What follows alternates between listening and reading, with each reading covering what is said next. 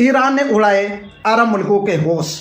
अरब जितने भी अरब मुल्क थे, खाड़ी के मुल्क थे, वो सब बेहोश पड़े हुए हैं। अब देख लीजिए, दुबई चुपचाप पड़ा हुआ है, सऊदी चुपचाप पड़ा हुआ है, कतर चुपचाप पड़ा हुआ है, ये सारे चुपचाप पड़े हैं, वेट कर रहे हैं कि कब युद्ध खत्म होगा। युद्ध खत्म होने का इंतजार कर रहे हैं। जी हाँ, मैं बात कर रहा हूँ ईरान इजराइल युद्ध की। और तीसरा देश, उसका भी नाम लेना जरूरी है, अमेरिका, क्योंकि युद्ध दो देशों के बीच नहीं हो रहा है, युद्ध तीन देशों के बीच हो रहा है। और इस युद्ध के दौरान वैश्विक जंग शुरू हो गई है।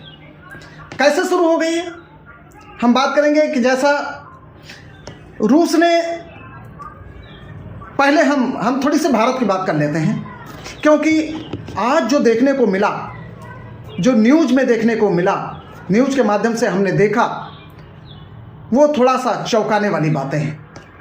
चौंकाने वाली बातें ये हैं, हम पहले रूस से तेल लेते थे, रूस से तेल आता था, भारत में सस्ता आता था और हम उसका प्रयोग करते थे, भारत में सस्ता बिकता था। लेकिन बीच में हमने अमेरिका के कहने पर रूस से तेल लेना बंद कर दिया और हम तेल लेने लगे अन्य देशों से, वेनेजुएला से आने लगा, रूस से बंद कर दिया हमने। लेकिन जब इस तरीके की वैश्विक जंग शुरू हुई, हमको जहाँ से तेल मिलता था वहाँ से मिलना बंद हो गया, वहाँ से हम नहीं खरीद पा रहे हैं। पेट्रोल पंपों पे, भारत के हर पेट्रोल पंपों पे भीड़ लगी हुई है, किसान परेशान है, क्योंकि किसान तो एक दिन बगैर डीजल के नहीं चल सकता, उसकी खेती ठप हो जाएगी, उसके आय की अर्निंग जो है ना, वो यही है, फार्मिंग है, वो बंद हो जाएगी। ऐसे में मैंने देखा कि पेट्रोल पंपों पर 1-1 किलोमीटर लंबी लाइनें लग गई पेट्रोल और डीजल लेने के लिए, कि कहीं ऐसा ना हो बंद हो जाए या महंगा हो जाए, दोनों चीज़ें हैं, या महंगा हो जाए, और वही हुआ। अब भारत गया अमेरिका के पास और अमेरिका ने डील स्वीकार कर ली कि हम 1 महीना तेल, अमेरिका ने कहा आप 1 महीना तेल रूस से ले लीजिए। भारत तैयार हो गया कि हम रूस से ले लेंगे, नो प्रॉब्लम। बट जब रूस के पास गए तो रूस ने स्वीकार किया कि हाँ हम देंगे आपको, क्योंकि रूस के जो पेट्रोल या डीजल या तेल के टैंक है, कह सकते हैं, वो आते हैं, उसको ईरान आराम से आने दे रहा है, ईरान उनको नहीं टच कर रहा है, चीन के नहीं टच कर रहा है, बाकी पे तो वो नज़र रखे हुए हैं, बाकी पे तो अटैक कर सकता है, लेकिन ये आराम से आ जाएंगे, इसमें कोई दिक्कत नहीं है। और ईरान की दुश्मनी हमारे भारत से भी नहीं है, हमारे भारत के संबंध भी ईरान से बहुत अच्छे रहे हैं और आज भी है, ऐसा नहीं है, हमारे संबंध अच्छे थे, अच्छे रहने चाहिए भी। तो हुआ क्या, अब रूस से तेल लेना, 1 महीने की एग्रीमेंट हमारी हुई कि 1 महीना आप तेल आप रूस से ले लीजिए। अब 1 महीना तेल तो हम वहाँ से लेंगे, लेकिन रूस ने कहा कि अब वो डील नहीं होगी जो पहले हमारे आपके बीच में थी, अब डील होगी एज अ बिजनेस। पहले तो हम मित्रवत, व्यवहार, दोस्ती के नाते आपको तेल सस्ता दे रहे थे, लेकिन अब धंधा होगा यहाँ पे, अब हम व्यवसाय करेंगे आपसे।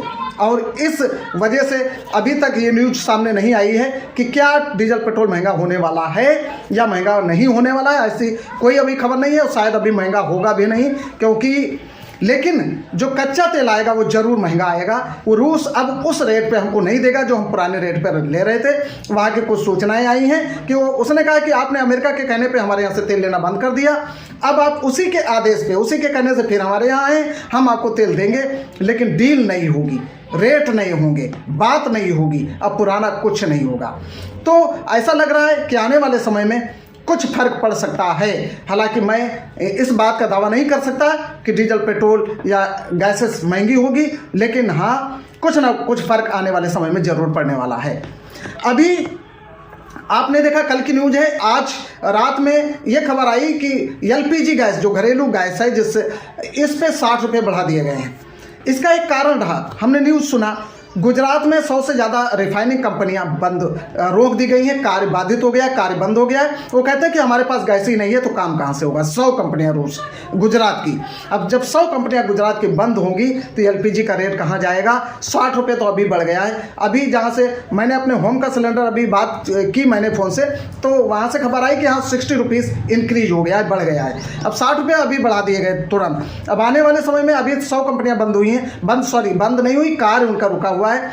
अगर इसी तरीके से मामला रहा तो बंद भी हो सकती हैं। आने वाले में 100 से ज़्यादा अगर रुकी, 100 से ज़्यादा और कंपनियों का काम देश के अलग अलग हिस्सों में रुका, तो रेट इनके कहाँ जा सकते हैं, और इसका सीधा सीधा असर भोली भाली जनता पे पड़ने वाला है।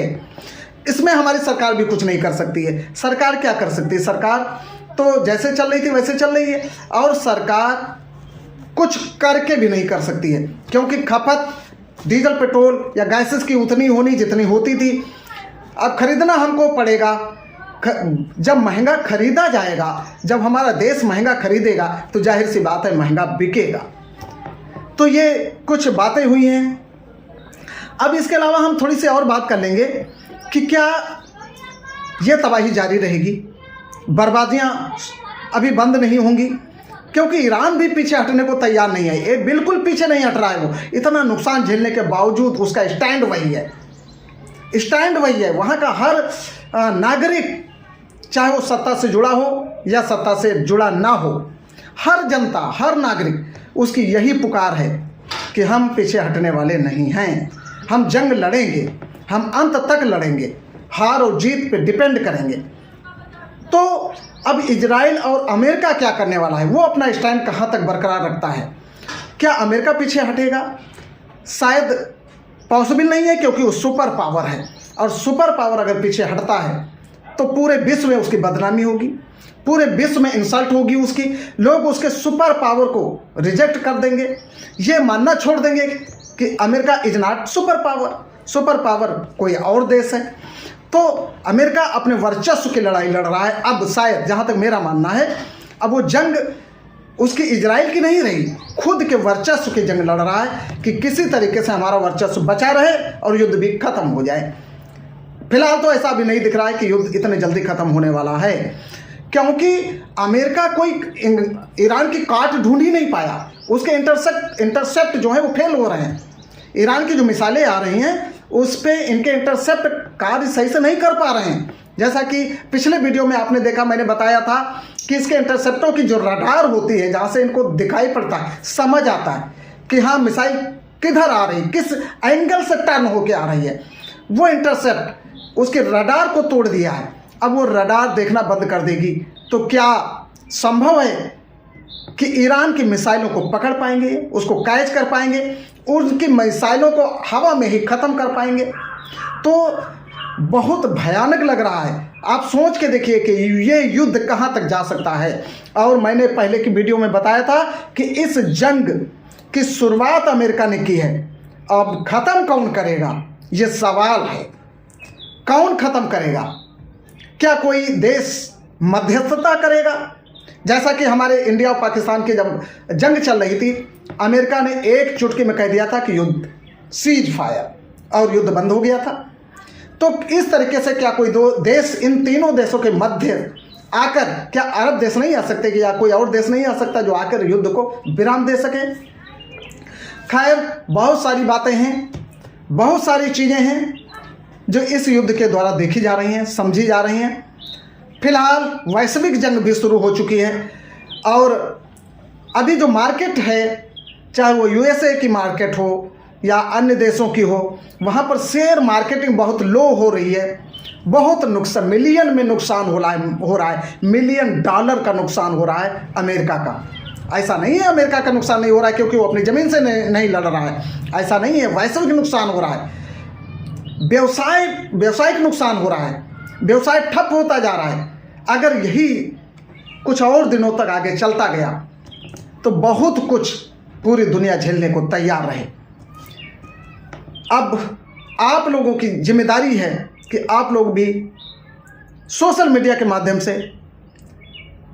अपनी आवाज़ को बुलंद करें, और काश ये युद्ध रुक जाए, टेबल पे बात हो, कोई ना कोई देश निकल कर सामने आए जो मीडिएटर बने और युद्ध समाप्ति की घोषणा हो जाए। चलिए, थैंक्स फॉर वाचिंग, मिलते हैं नेक्स्ट अपडेट में। तब तक के लिए जय हिंद, जय भारत।